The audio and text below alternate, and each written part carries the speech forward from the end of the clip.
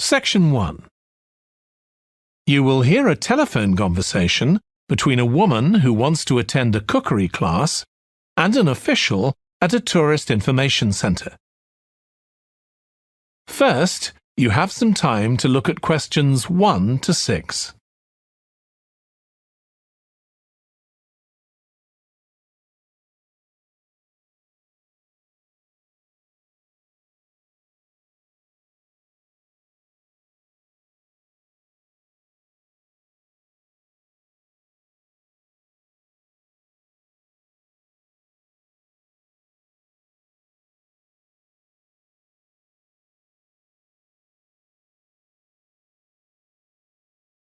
You will see that there is an example that has been done for you.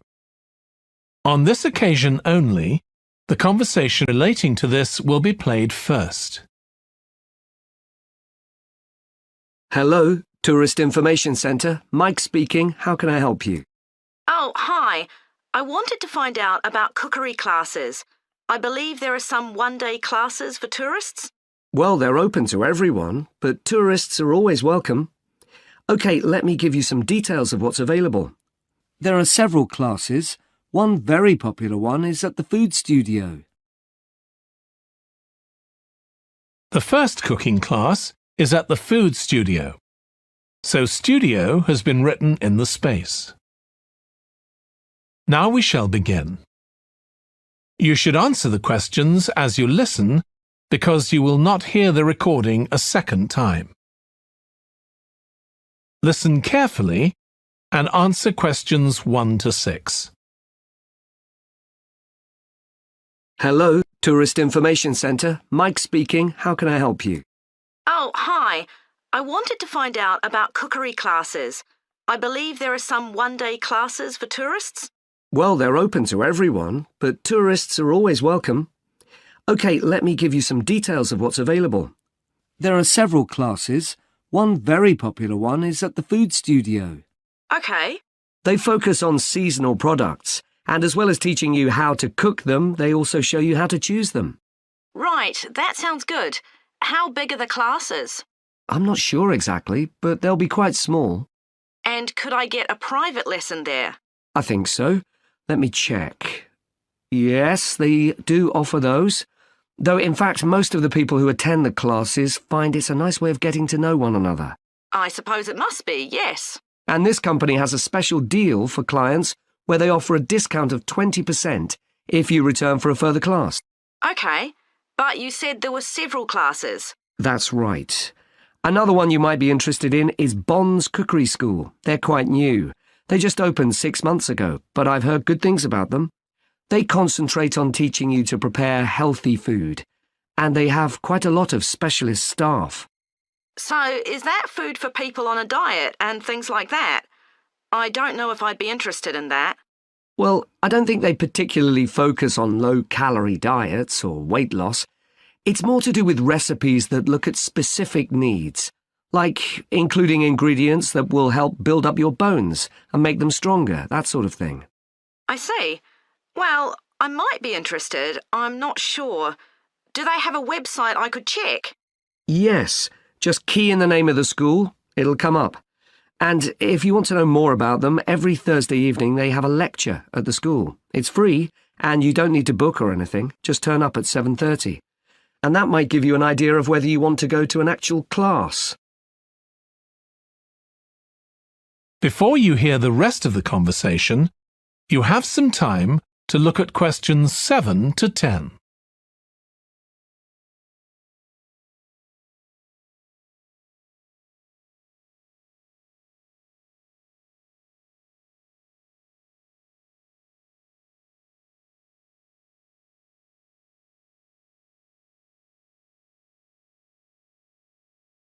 Now listen and answer questions 7 to 10.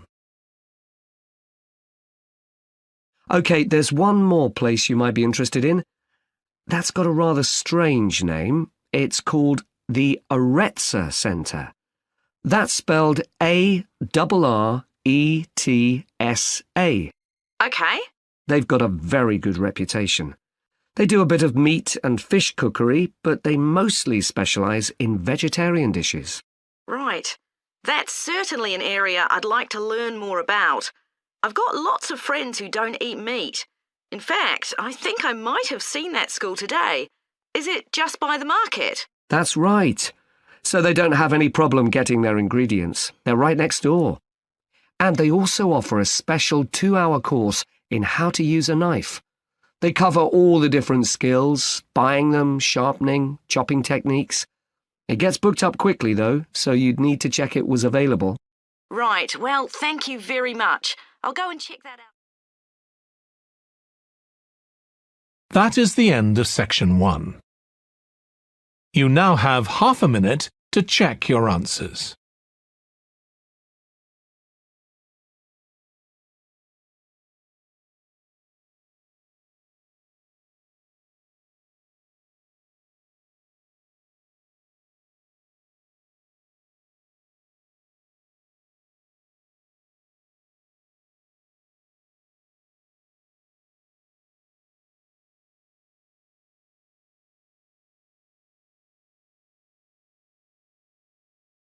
Now turn to section 2.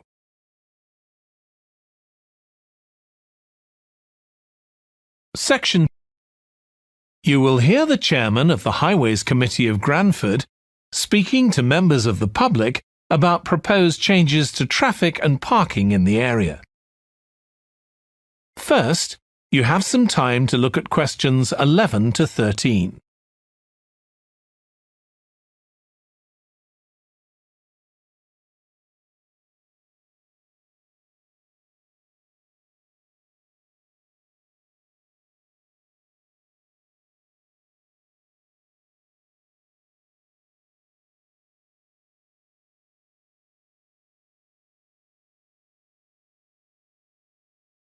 Now listen carefully and answer questions 11 to 13. Good evening, everyone. My name's Phil Sutton, and I'm chairman of the Highways Committee.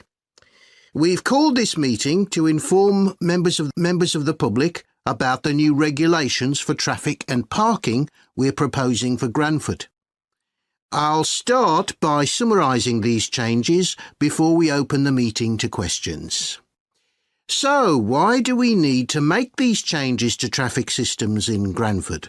Well, we're very aware that traffic is becoming an increasing problem. It's been especially noticeable with the increase in heavy traffic while they've been building the new hospital. But it's the overall rise in the volume of traffic of all kinds that's concerning us. To date, there's not been any increase in traffic accidents, but that's not something we want to see happen, obviously.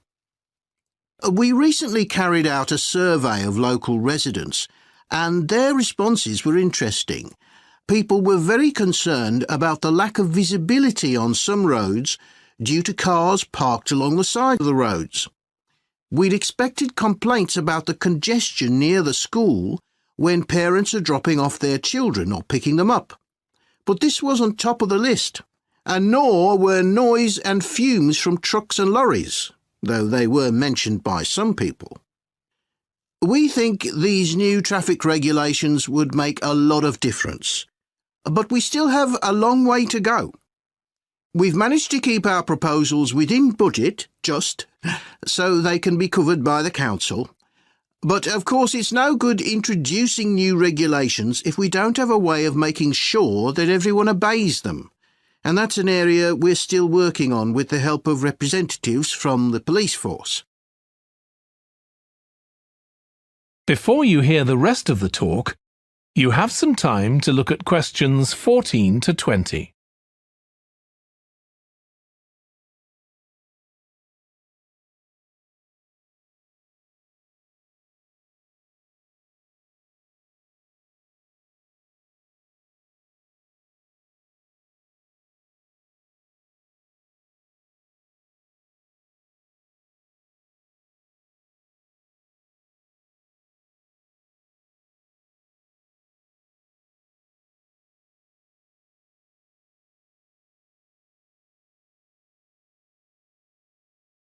Now listen and answer questions 14 to 20. OK, so this slide shows a map of the central area of Granford with the High Street in the middle and School Road on the right. Now, we already have a set of traffic lights in the High Street at the junction with Station Road, but we're planning to have another set at the other end at the School Road junction to regulate the flow of traffic along the High Street. We've decided we definitely need a pedestrian crossing. We considered putting this on School Road just outside the school, but in the end we decided that could lead to a lot of traffic congestion. So we decided to locate it on the High Street, crossing the road in front of the supermarket. That's a very busy area, so it should help things there. We are proposing some changes to parking. At present, parking isn't allowed on the High Street outside the library, but we're going to change that and allow parking there, but not at the other end of the High Street near School Road. There'll be a new no parking sign on School Road just by the entrance to the school, forbidding parking for 25 metres. This should improve visibility for drivers and pedestrians, especially on the bend just to the north of the school. As far as disabled drivers are concerned, at present they have parking outside the supermarket, but lorries also use those spaces, so we've got 2 new disabled parking spaces on the side road up towards the bank. It's not ideal, but probably better than the present arrangement. We also plan to widen the pavement on School Road. We think we can manage to get an extra half metre on the bend just before you get to the school, on the same side of the road. Finally, we've introduced new restrictions on loading and unloading for the supermarket, so lorries will only be allowed to stop there before 8 a.m. That's the supermarket on School Road. We kept to the existing arrangements with the High Street supermarket. OK, so that's about it. Now, That is the end of section 2. You now have half a minute to check your answers.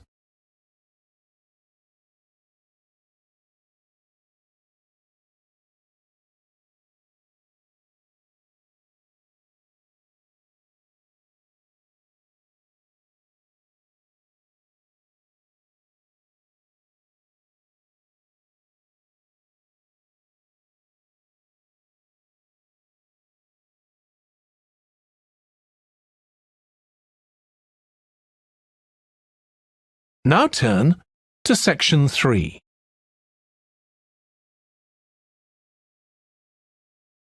Section 3. You will hear 2 biology students called Emma and Jack discussing an experiment they are going to do together. First, you have some time to look at questions 21 to 25.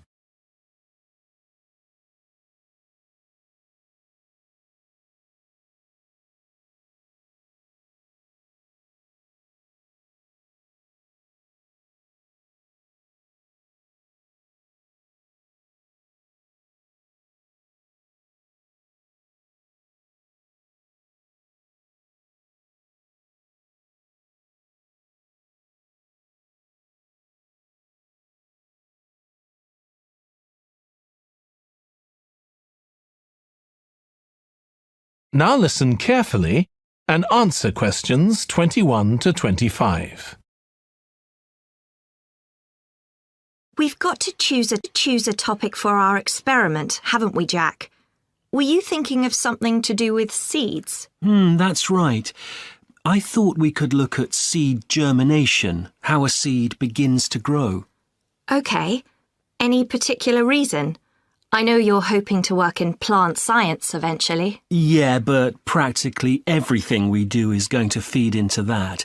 No, there's an optional module on seed structure and function in the 3rd year that I might do. So I thought it might be useful for that. If I choose that option, I don't have to do a dissertation module. Good idea. Well, I thought for this experiment, We could look at the relationship between seed size and the way the seeds are planted. So we could plant different sized seeds in different ways and see which grow best. OK, we'd need to allow time for the seeds to come up. That should be fine if we start now. A lot of the other possible experiments need quite a bit longer. So that'd make it a good one to choose. And I don't suppose it'd need much equipment. We're not doing chemical analysis or anything. Though that's not really an issue. We've got plenty of equipment in the laboratory. Yeah, we need to have a word with the tutor if we're going to go ahead with it, though. I'm sure our aim's okay. It's not very ambitious, but the assignment's only 10% of our final mark, isn't it? But we need to be sure we're the only ones doing it. Yeah, it's only 5% actually, but it'd be a bit boring if everyone was doing it. Did you read that book on seed germination on our reading list? The one by Graves? I looked through it for my last experiment, though it wasn't all that relevant there. It would be for this experiment, though. I found it quite hard to follow. Lots about the theory, which I hadn't expected. Yes, I'd been hoping for something more practical. It does include references to the recent findings on genetically modified seeds, though. Yes, that was interesting. I read an article about seed germination by Lee Hall. About seeds that lie in the ground for ages and only germinate after a fire. That's the one. I knew a bit about it already, but not about this research. His analysis of figures comparing the times of the fires and the proportion of seeds that germinated was done in a lot of detail. Very impressive. Was that the article with the illustrations of early stages of plant development? They were very clear. I think those diagrams were in another article. Before you hear the rest of the discussion, you have some time to look at questions 26 to 30.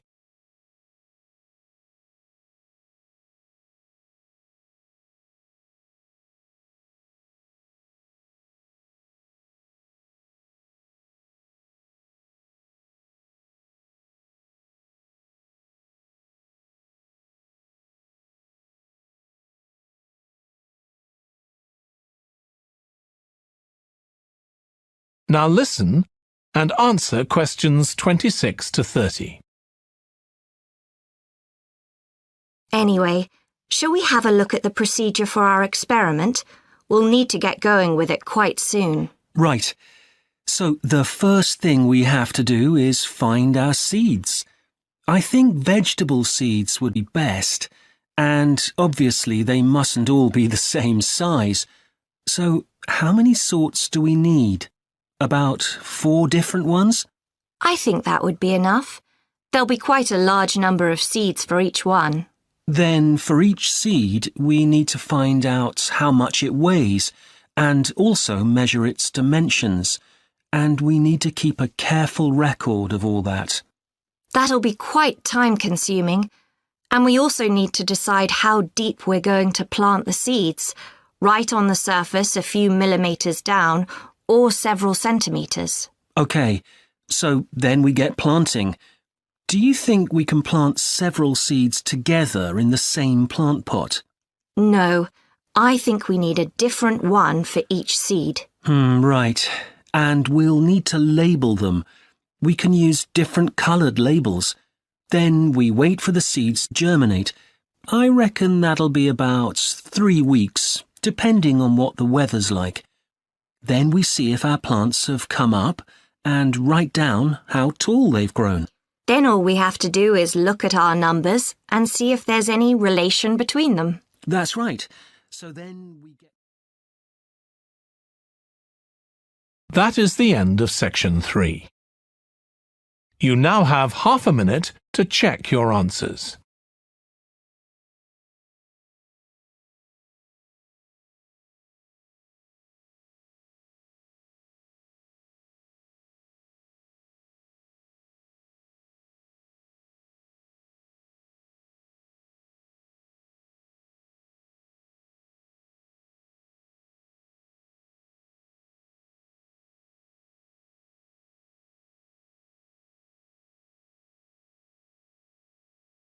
Now turn to Section 4.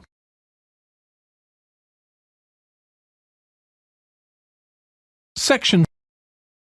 You will hear part of a lecture on an environmental studies course about recent research on how animals are adapting to urban environments.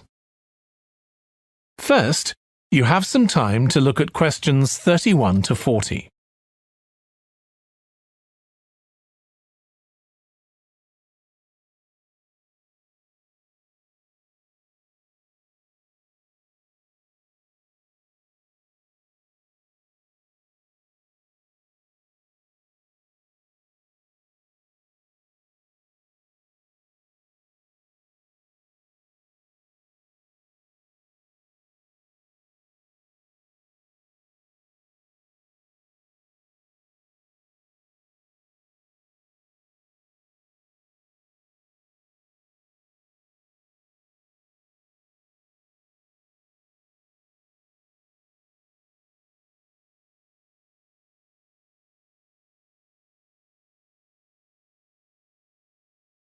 Now listen carefully and answer questions 31 to 40.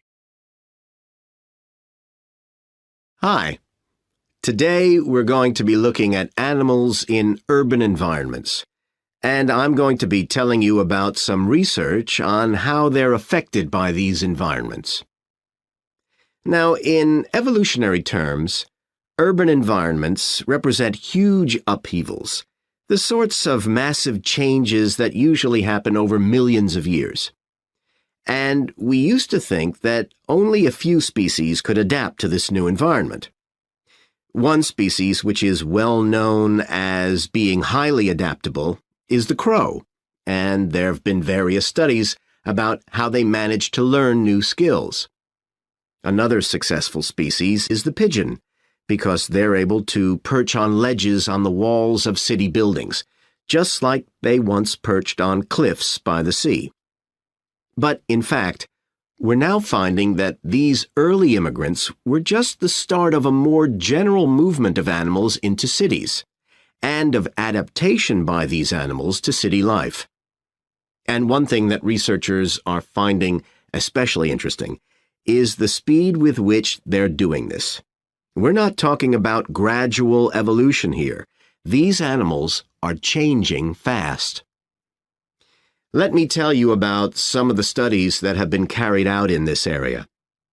So, in the University of Minnesota, a biologist called Emily Snellrud and her colleagues looked at specimens of urbanized small mammals such as mice and gophers that had been collected in Minnesota and that are now kept in museums there. And she looked at specimens that had been collected over the last 100 years, which is a very short time in evolutionary terms. And she found that during that time, these small mammals had experienced a jump in brain size when compared to rural mammals. Now, we can't be sure this means they're more intelligent, but since the sizes of other parts of the body didn't change, it does suggest that something cognitive was going on. And Snellrud thinks that this change might reflect the cognitive demands of adjusting to city life, having to look in different places to find food, for example, and coping with a whole new set of dangers. Then over in Germany, at the Max Planck Institute, there's another biologist called Katharina Miranda, who's done some experiments with blackbirds living in urban and rural areas, and she's been looking not at their anatomy, but at their behavior. So, as you might expect, she's found that the urban blackbirds tend to be quite bold.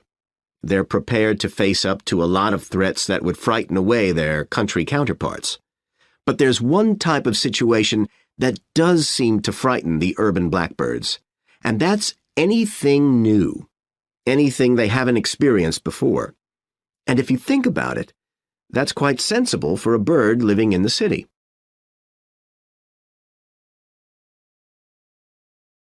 Jonathan Atwell, in Indiana University, is looking at how a range of animals respond to urban environments. He's found that when they're under stress, Their endocrine systems react by reducing the amount of hormones such as corticosterone into their blood. It's a sensible-seeming adaptation. A rat that gets scared every time a subway train rolls past won't be very successful. There's just one more study I'd like to mention, which is by Sarah Parton and her team. And they've been looking at how squirrels communicate in an urban environment, and they've found that a routine part of their communication is carried out by waving their tails. You do also see this in the country, but it's much more prevalent in cities, possibly because it's effective in a noisy environment. So, what are the long-term implications of this? One possibility is that we may see completely new species developing in cities. But on the other hand, it's possible that not all of these adaptations will be permanent. Once the animal's got accustomed to its new environment, it may no longer need the features it's developed. So now we've had a look at adaptation. That is the end of section 4. You now have half a minute to check your answers.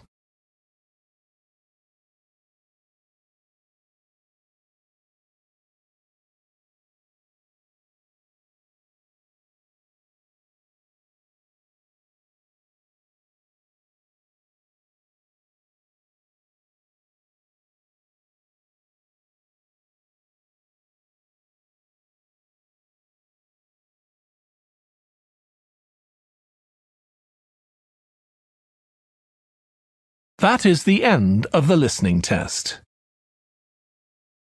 In the IELTS test, you would now have 10 minutes to transfer your answers to the answer sheet.